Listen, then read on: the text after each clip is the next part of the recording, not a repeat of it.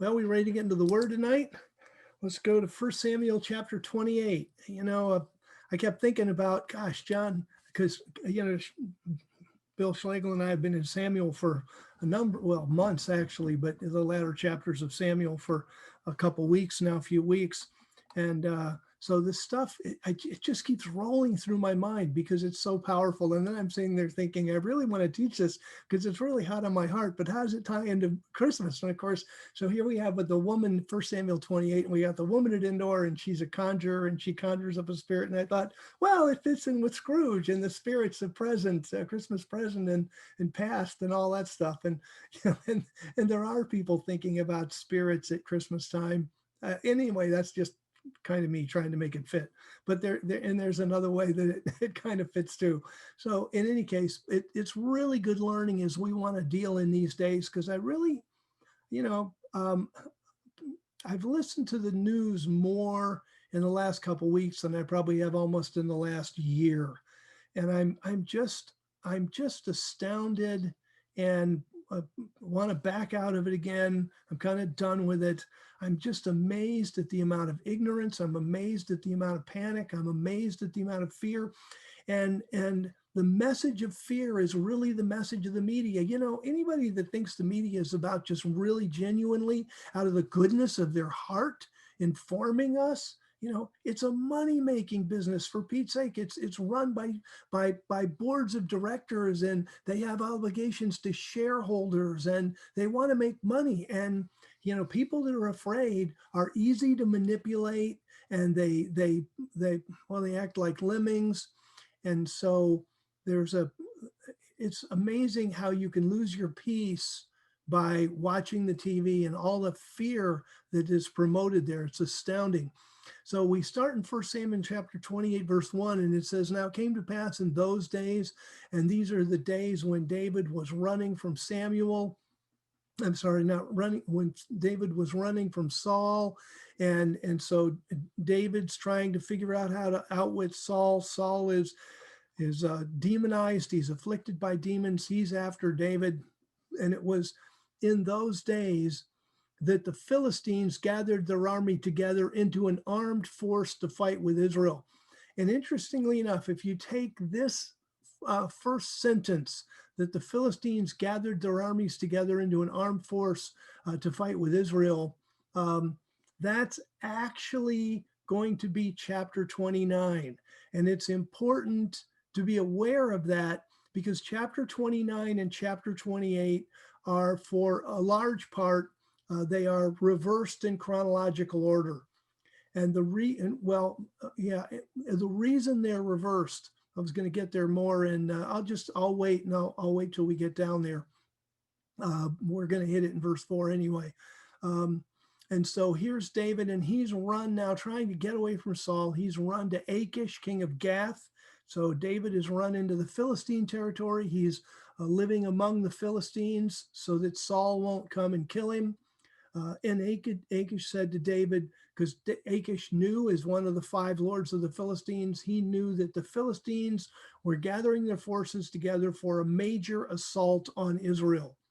And so Achish says to David, "No, yes, no, that you will go with me in the army, you and your men."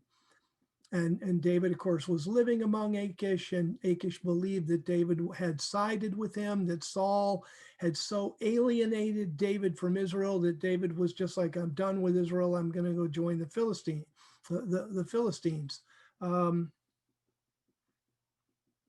That would be a logical thing to think.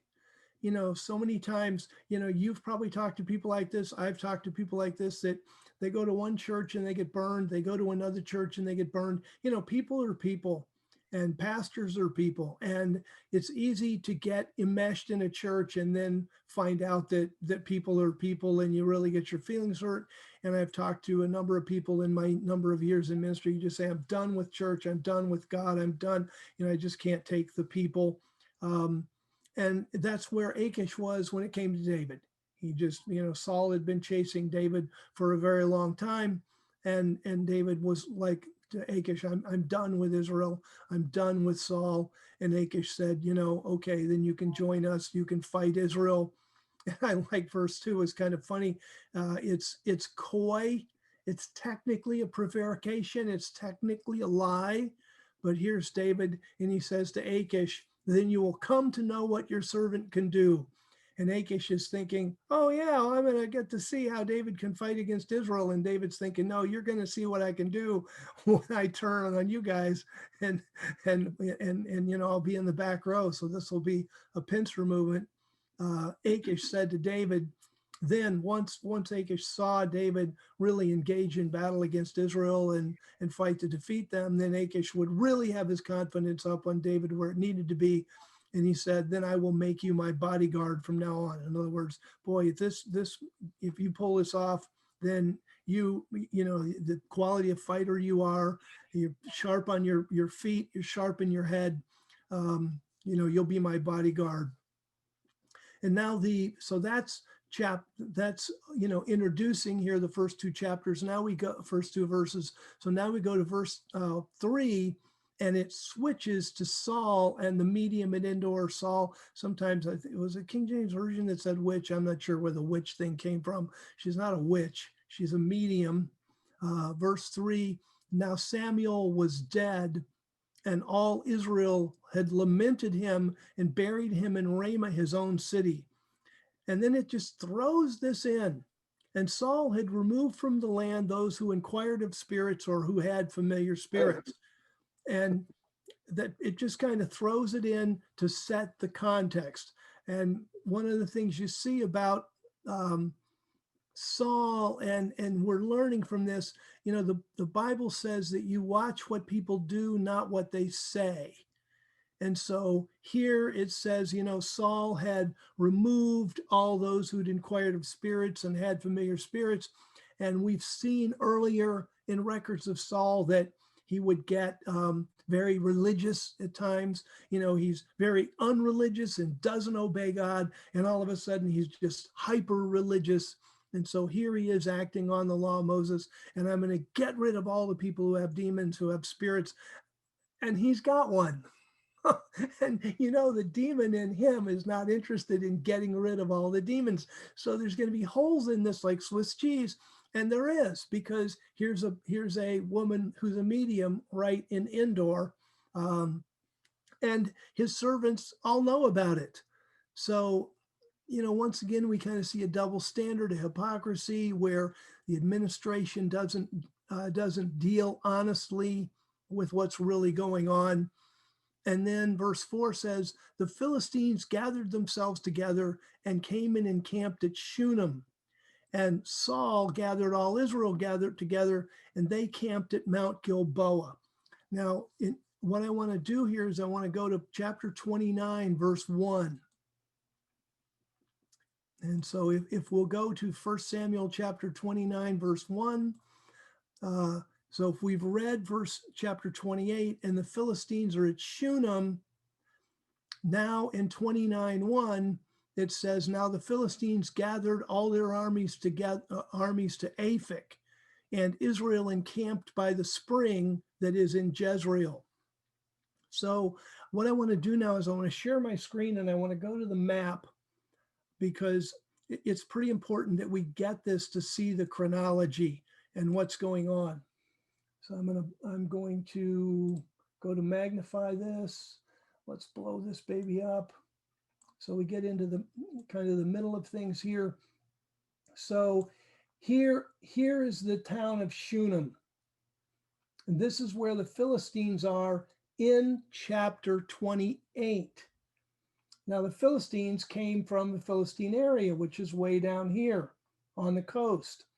By the way, here's Mount Gilboa and Jezreel. So in chapter 29, this is where the Israelites are. Later on, we'll see they had retreated and they camped down here by Mount Gilboa. So you've got the Philistines here in Shunem. You've got Saul and his army here, and then retreating back down into this area here. And this is chapter 28. Then we go to chapter 29, and oops, the Philistine army is way back down here.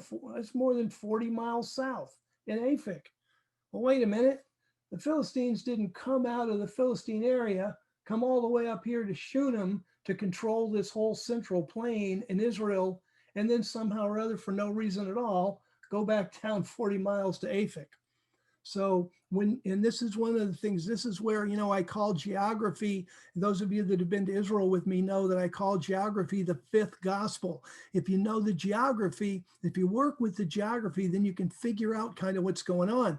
So it actually, 1 Samuel 28, where they're in Shunem, is after 1 Samuel chapter 29. Where'd Shunem go? There it is. Where they're in Shunem is after 1 Samuel 29, where they're still here in Aphek. Now, why would the Bible do that? Why would the Bible reverse that chronology? And it's because the major player here at this time in the book of Samuel is David. The Bible's not really interested in what the Philistines are doing. The Bible is very interested in what David is doing. And so by shifting chapter 28 and 29, what it's going to do is it's going to create a complete narrative. Remember, there were no chapters and no verses in the original text. So what we're going to have now is chapter 29 and chapter 30 being one narrative about David. So it's like it's talking about the Philistines. And then in chapter 29 and chapter 30, it goes back to talk about David. So in chapter 29, we have the Philistine armies gathered together at Aphek, and David is there. And then the lords of the Philistines commanders, they see David, they go, wait a minute, we don't want that guy in our back row while we're fighting the Israelites, because he could turn around and get us. And so they made David go home. So in chapter 29, he has to go back to Ziklag. He gets there in chapter 30.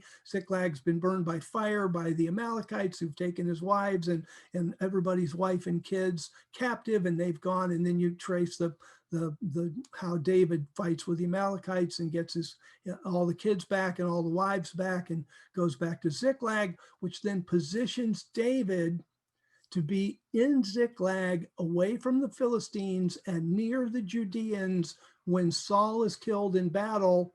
And then when Saul is killed in battle, David says to God, should I go up to Hebron? Where should I go? God says Hebron. David goes up to Hebron. He's anointed king. And so the map here, the geography is really helpful in helping us straighten that out. So let's go back to 1 Samuel chapter. Oh, I wanted to stop sharing. Clicked the wrong thing. There we go. So now we're back. So now we're back in 1 Samuel chapter 28 and verse 4. So the Philistines are at Shunem. Saul gathered all Israel together, and they encamped at Mount Gilboa, which is where I pointed out on the map. Verse 5. When Saul saw the army of the Philistines, because if the Philistines are encamped across the Jezreel Valley at Shunem, then Saul could climb to the top of Mount Gilboa, or toward the top of Mount Gilboa, and he could see them. And so verse 5, when Saul saw the army of the Philistines, he was afraid, and his heart trembled greatly, and for a whole lot of reasons. It obviously, he's demonized. He's got a demon. He's out far outside the will of God, so he doesn't have any confidence that God's going to show up for him. And he's been chasing David, and he's basically, David was the kind of the anchor point of his army. It says, David was the one that led out and brought in Saul's army for years and helped Saul's army be victorious. And Saul just basically disenfranchised his best leader. And now he's got to fight the Philistines, which is a kind of an interesting life lesson that people who are demonized make really horrible decisions. And that's one of the reasons that, especially for you and me, back here in the biblical time, you couldn't vote. There was no voting. Everything was done by who knew who and family members and family succession. We at least get to usually vote for our leaders. We should really take that seriously, because if you get a bad leader in, really horrible things can happen, as we'll see. So Saul's heart trembles greatly. Verse 6, and when Saul asked of Yahweh, Yahweh did not answer him, not by dreams, nor by Auram, nor by prophets. In other words, the prophets, if he asked a prophet, they just say, Sorry, I got nothing for you. And this is, very important, because this is the same with prayers. When the Bible says in a number of places that if you are knowingly living outside the will of God, that you'll have a hard time getting your prayers answered. God isn't a vending machine. You do this and you get that. God is very much alive, and he's relational, and he wants that relation with us. And he is sensitive to that relationship. God is, how when you feel like when you all of a sudden your friends stop talking to you, or you've got a good friend and they won't return your phone calls or whatever. God designed us in his image, and we are people who crave connection. And God craves connection with us, and he knows if our heart is in his heart. He knows if we're working for ourselves to get the most we can here on earth, or if we're working for him to enlarge his kingdom and strengthen his kingdom. Do we have his best interests at heart? Are we taking his word to heart and doing what it says? Like, for example, considering others better than yourself, that kind of thing. So here's Saul, and Saul is not had God's best interest at heart, not even remotely close. And so what happens when he goes to ask Yahweh? Yahweh's like, "Are you kidding me? You come to me now when you're in trouble. Sorry, it ain't happening." And so God just simply didn't answer him. It's as simple as it was. God didn't answer him, not by dreams, not by Auram, not by prophets. And Saul had been anointed with the Spirit, but then he lost it. So he lost that connection. Verse 7, then Saul said to his servants, "Seek out for me a woman who possesses a familiar spirit, that I may go to her and inquire of her." Very, very powerful verse, a verse we really need to pay attention here. First of all, Saul knew somehow that there were these people around, even though he supposedly got rid of them. This shows kind of the double standard that leaders can get into. And then when he's a woman who possesses a familiar spirit, the Hebrew uses the word Baal, in the sense of owner or lord. And Bill and I even discussed, should we translate this, "Seek out for me a woman who owns a familiar spirit," because the Hebrew text could be translated that way, or is the Lord of a familiar spirit, and the Hebrew could be translated that way.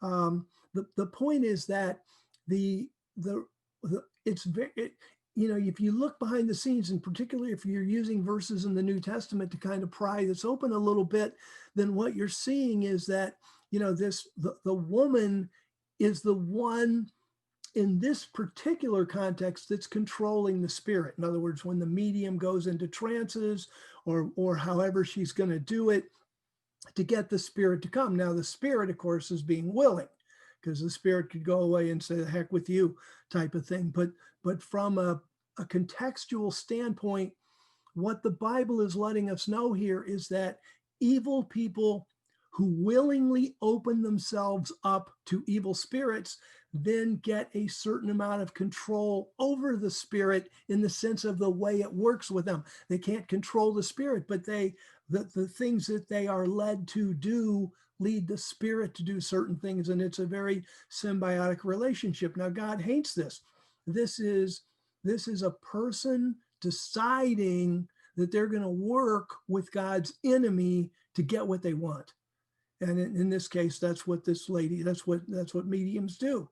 I'll contact the dead for you, or I'll contact the spirit world for you. And they then become willing portals between the demonic world and the physical world. And no wonder, God doesn't want them around. And so the Bible here is giving us kind of a window into how the demonic world works. And then we also see, now the demon fires up in Saul when he said, seek out for me a woman who owns or is the Lord of a familiar spirit, that I may go and inquire of her. And the word inquire is not the same word as in verse 6 when Saul asked of Yahweh.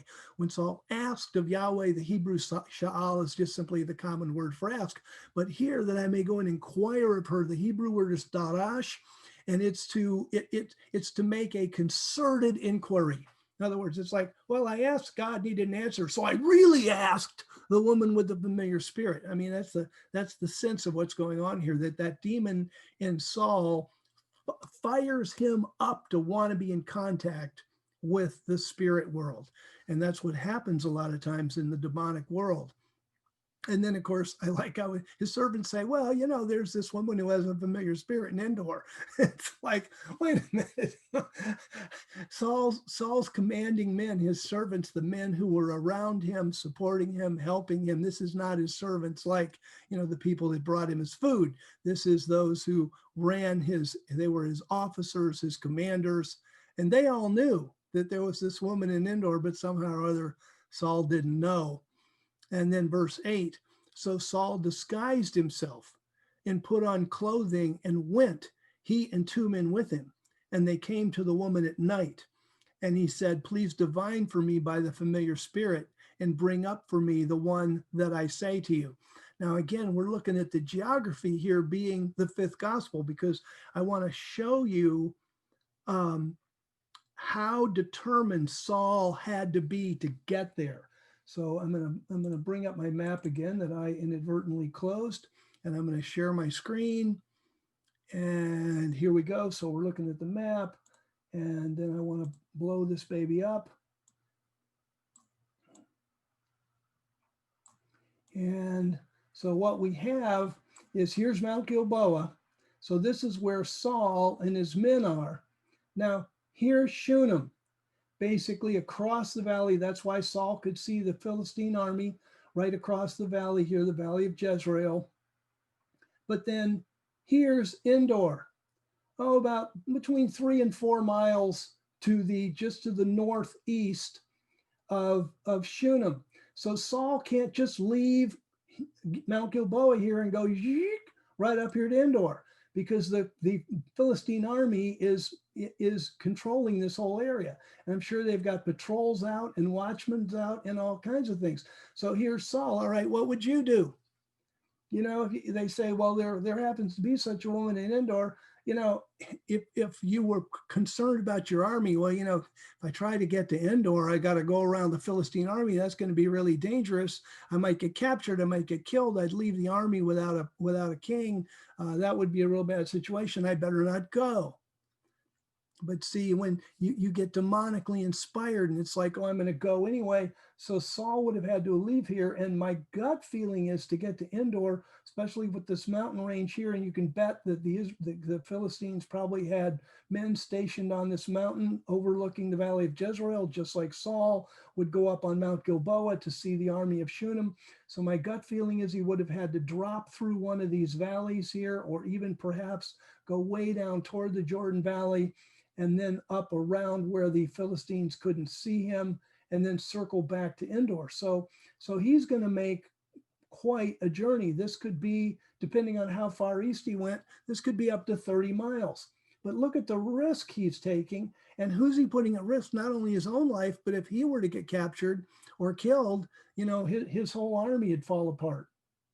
By the way, as long as we're looking at the geography, look at the wisdom of the Philistines here. When they come up out of the Philistine area, they don't go and conquer the hill country of Ephraim, which can be, pretty easily avoided. They want to conquer the breadbasket of Israel, the valley of Jezreel, this whole valley. And if they conquer this, they not only control this huge grain producing area, but they also split the northern tribes from the southern tribes and sit, right here in the middle, which actually they did, because of course they won the battle. But it's interesting to see, that's where the Philistines were, and what a wise military tactic that was. And that tells you that, the enemy's not stupid either. The enemy's pretty intelligent, so they make intelligent decisions. So basically, so verse 7, Saul goes to this woman in En-dor. Verse 8, so Saul disguised himself, put on different clothing. In other words, he took off his royal robes, went, he and 2 men with him. Again, they could travel light, but it was also traveling dangerously. And they came to the woman at night. And he said, please divine for me by the familiar spirit and bring up for me the one that I say to you. Now, the word familiar spirit is difficult to translate because it comes from the root word for know. It's like if you were to translate it literally, it would be something like divine for me by the knowing spirit, or the spirit who knows, or something like, or the know. Actually, the word spirit isn't even there. It's just knowing one. And of course, demons are really intelligent and they feed information to the physical world. So that was well known in the biblical world. So they called the spirits, knowing ones. By the way, the Greeks dealt with the same thing. A genius was someone who had a genie, which was a demon. And that's where the whole genius thing comes from, spirits that were known as those who knew. And bring up for me the one that I say unto you. And then buried in that, like I say, there's a lot in this sentence. So we've got Saul disguising himself and his putting on the clothing. Then he comes to the woman at night. Now he wants to bring up a knowing one. And then he says, bring up for me the one that I say to you. Now, the Christian world doesn't know that what's going to come up is a demon. And almost all the commentaries you read, I have read one or two that get this right, but very, very few. They all say that this is Samuel, that Samuel actually came back. Well, if you think about it, it says, bring up for me the one that I say to you. So Saul didn't think that whoever was going to come and see him was in heaven. He's coming up out of the ground. And that's what they believed. They believed people were dead. Although in this case, it seems like Saul believed there was some kind of life form, or God could bring somebody back, or something like that. Is pretty unclear. So he says, bring up for me the one that I say to you, verse 9. And the woman said to him, behold, you know what Saul has done, how he has removed from the land those who inquire of spirits, or have familiar spirits, knowing ones. So why do you lay a snare for my life to cause me to die? Verse 10, then Saul swore to her by Yahweh, saying, as Yahweh lives, no punishment will happen to you for this thing. Now, the only person in the kingdom that has the authority to say that is the king. And yet somehow or other, it's like, dang, that didn't compute in the eyes of this medium, or in the mind of this medium. And there are times that people just get so focused, they don't see the forest for the trees. And that's this case. The woman should have said at that point, how can you say that? Only King Saul can say that. But she just kind of like la la la, and doesn't pay attention to it. So she says, whom shall I bring up for you? Again, we see the bring up. Saul says, bring up Samuel for me. Verse 12, and when the woman saw Samuel, and that's what fools most Christian commentators, because they say, well, the text says it was Samuel. It does, but it also says when you're dead, you're dead. And this is where we have to use the whole Bible. We've got to use the Old Testament and the New Testament to really understand what the text is saying. And the text makes it clear, when you're dead, you're dead. And so the woman saw Samuel. Well, maybe she'd met Samuel, maybe she hadn't. But in any case, she thought it was Samuel. And she cried out with a loud voice. And the woman spoke to Saul, saying, why have you deceived me? You are Saul. And so when the woman sees Samuel, somehow or other, all of a sudden, she puts together that this must be Saul. But the king said to her, do not be afraid. What did you see? And the woman said to Saul, I saw gods coming up out of the earth, which tells you, remember that the word gods here with a small g can be rulers, judges. They can be human. Doesn't have to be God, Elohim, the creator. I saw gods, and she by that she could mean spirits, but she could also mean, important, powerful people that are coming up. The point is there was more than one. That is she conjured, and all of a sudden she's seeing demons coming up out of the earth. And she said that in verse 14. Then he said to her, well, what is his appearance? She said, an old man is coming up. He's covered with a cloak. Really?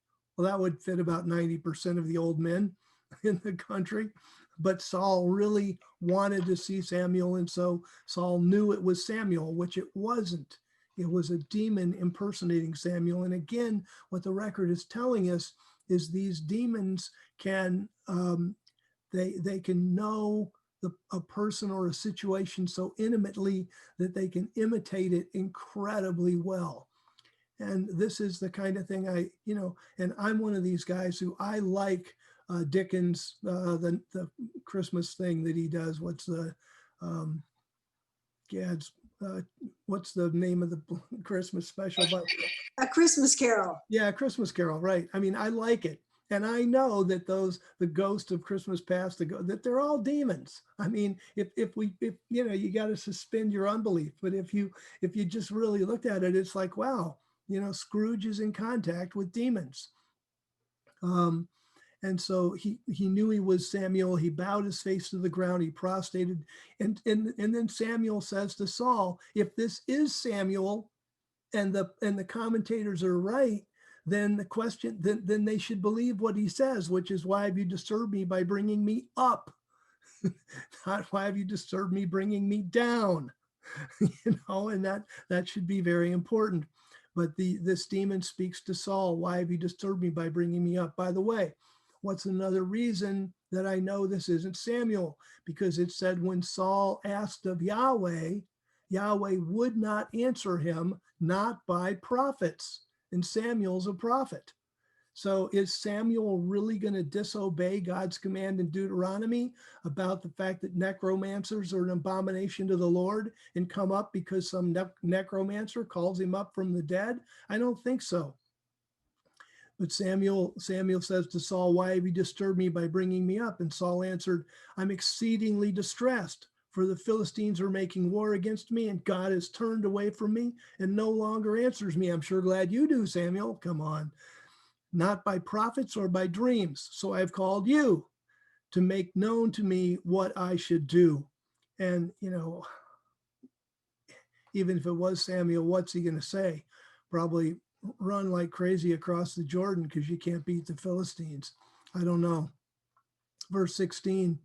Then Samuel said, and again, this is the demon, so why do you ask of me? Now remember, what the demon's wanting here is he's wanting the death of Saul. He's wanting the death of Saul's sons, particularly Jonathan, who's a good and righteous man. He's wanting the death of the Israelite army, because if he can take over Israel by the Philistines, then he's getting rid of God's people. And that's what the devil's ultimate goal is. Let's get rid of all of God's people. So here, the demon is going to say things that are going to drive Saul deeper into fear and into despair.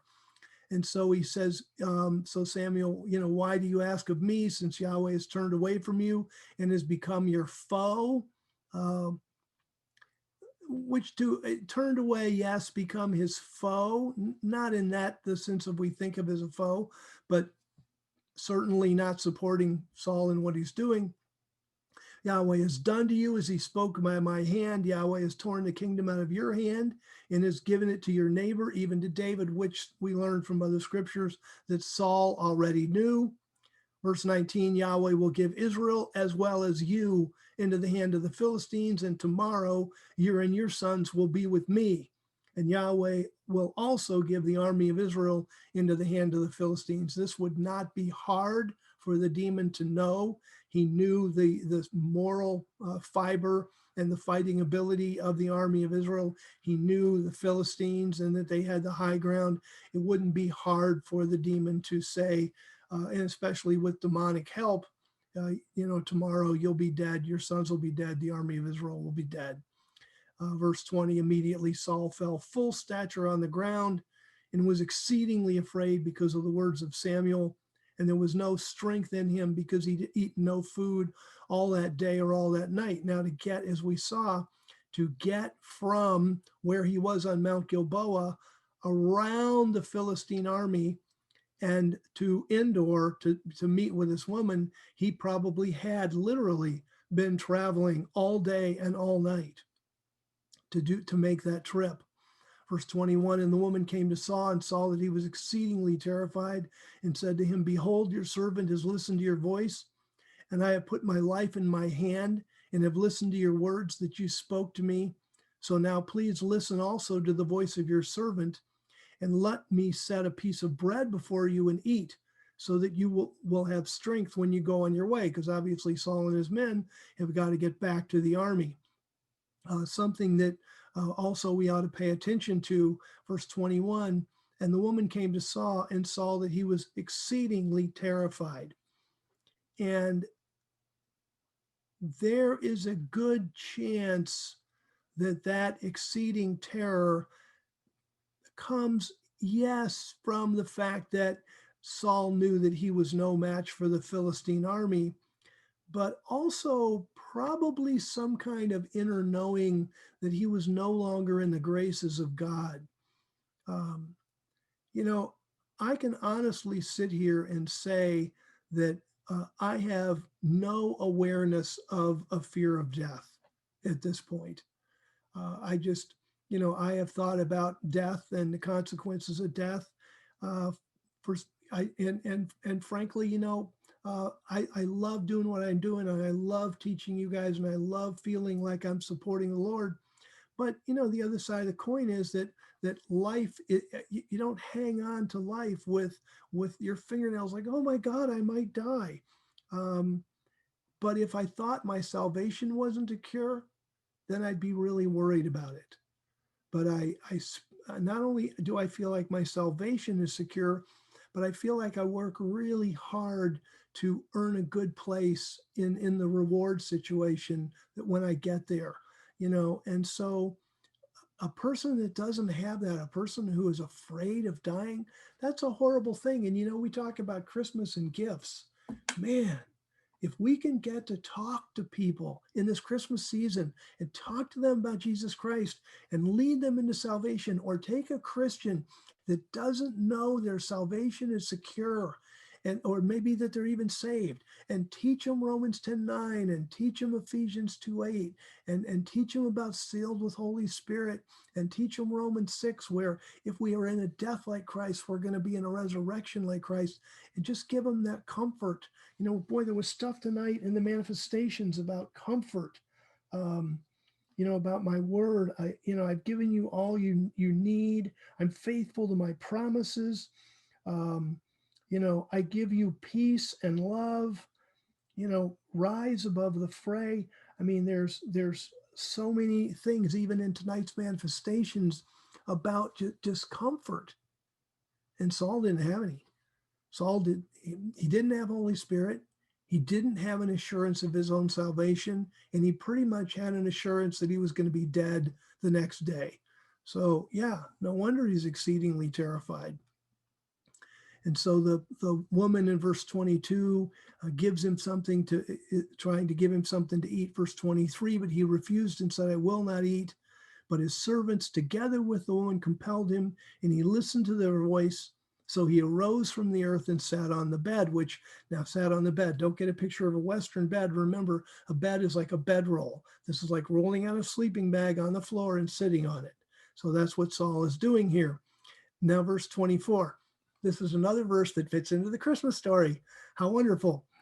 Verse 24. Now the woman had a fattened calf in the house. And that's exactly right. The people in the biblical world, if they had an animal or so, they wouldn't leave it outside at night because there were predators, there were thieves. Those animals were valuable. So you brought your animals into the house at night. If you had a couple cows, if you had a couple goats, if you had a sheep or two, you brought them into the house at night, and the manger would be in the house. And that was a major shift in the Bible story, because it says Jesus Christ was laid in a manger. When the biblical world, the center of the biblical world, moved from the Middle East at the time of Christ and the apostles into Europe by the 300s, then what happened was that in Europe they had barns. Nobody had a manger in their house. Why would you have a manger in your house? What, are you going to bring your cow into your house? That's ridiculous. Mangers are in the stables outside. So if Jesus is born in his laid in a manger, well, he was born in a stable. And that's where that comes from. But in the biblical world, the manger was in the house. Why? Because the animals were in the house. And so that's how this is a great example of that in the text. Now the woman had a fattened calf in the house. So she hurried and slaughtered it, and she took flour and kneaded it and baked unleavened bread from it. And she brought it before Saul and before his servants, and they ate. Then they rose up and went away that night. And they're going to have to march all that way back. Probably it's going to be most of a full day journey to get back. Let's go to chapter 31. So now we skip chapter 29 and chapter 30, which are about David. And we go back then and capture the record with Saul. And so in verse 31, now the Philistines fought against Israel, and the men of Israel fled from before the Philistines and fell down slain on Mount Gilboa. So the Philistines came southeast across the Jezreel Valley and engaged in the battle at Mount Gilboa. Verse 2, the Philistines overtook Saul and his sons, and the Philistines killed Jonathan and Abinadab and Malchishua, sons of Saul. Now Saul had more sons, and one of them became the king after Saul was killed, Ishbosheth, also called Ishbaal in the text. But these were the three sons that were able to fight in the army, and they were all killed. Verse 3, and the battle was heavy around Saul and the shooters, the men of the bow. So it says shooters, and then it describes them as people with a bow, because in that culture, you could be a shooter with a bow, you could be a shooter with a sling, you could be throwing spears. So there'd be various ways you could be a shooter. And so the first thing the Hebrew text does is it just uses a general word and the shooters, and then it describes them. Okay, these shooters are the ones with a bow. Found him, in other words, the archers, and he was severely wounded by the archers. Verse 4, then Saul said to his armor bearer, draw your sword and thrust me through with it, lest these uncircumcised come and thrust me through and torture me. And Saul was by this time pretty sure that he was going to die, but he didn't want to be tortured before he died. And so he said to his armor bearer, I need you to kill me. But it says, but his armor bearer would not do it, for he was terrified. Probably along the lines of David, he'd been protecting Saul for so long. This had been God's anointed. He wasn't terrified of killing a human being. And that, in fact, as an armor bearer for Saul, that was part of his job, was to kill anybody that was coming at Saul. So he wasn't afraid of killing a human being, but killing Saul, who had been anointed with Holy Spirit and who was the king, no, he wasn't going to do it. So Saul took the sword and fell in it. And then verse 5, and this is interesting and engendered quite a discussion between Bill and I, about why the armor bearer would fall on his sword. And it's kind of like the captain going down with the ship. The armor bearer's job, it's kind of like a modern bodyguard. The armor bearer's job is to defend the king at all costs and keep the king alive. And if the king's not alive, you have failed miserably at your job. And there's no telling what kind of disgrace or denigration that you would go through, what your life would be like after that. So this is a would you call it an honor thing, perhaps, in the culture, that once the king was dead, the armor bearer basically had felt like he had completely failed his mission. And kind of like we saw with the Japanese, it becomes, it's more important to commit hara-kiri than to lose face, and one of the things that the ninjas and some of the samurai would talk about was having a good death, fighting so bravely that if you died, it was a good death. It wasn't a cowardly death or something like that. And so here we see when the armor bearer, verse 5, saw that Saul was dead, he likewise fell on his sword and died along with him. Verse 6, then, so Saul died, and 3 of his sons, and his armor bearer and all his men that same day together. And there's a important life lesson here again that once again pops up a lot in scripture, which is Saul was the one who drove David away from the army. Saul was the one who got possessed with demons. Saul was the one who made these really bad decisions, but Saul's sons suffer. The men of Israel suffered. The army of Israel suffered. And what is unwritten in the text is now with Saul's death, messengers are going to come to David in Hebron and say, Saul is dead. And then David's going to take over. David's going to be anointed king in Hebron. And then after a couple of years, he's going to be anointed king over all Israel. And yet the Philistines have taken over the major breadbasket in the middle of Israel. Who's going to take that back and how? A huge percentage of the army of Israel is dead at this time. Talk about David starting his administration with a distinct disadvantage. David's got to build a kingdom and his army's dead.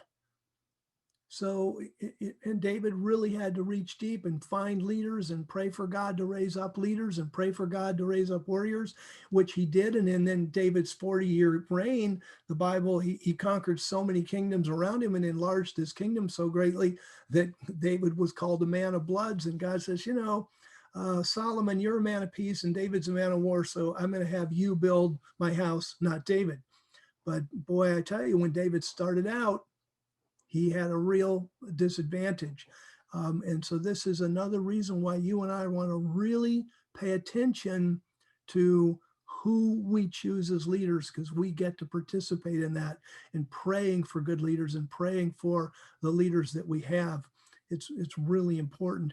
And then you see David kind of, again, the what's not spoken in the text, that David, you never hear David in the Psalms or in his dialogue in 2 Samuel or in Chronicles. You never hear him complain, saying, I can't believe Saul left me to start a kingdom without even having an army to defend it. You never hear a word of complaint out of David. He knew what he had to start with, and he got started with it. And that's such a great life lesson, that complaining doesn't really get us anywhere.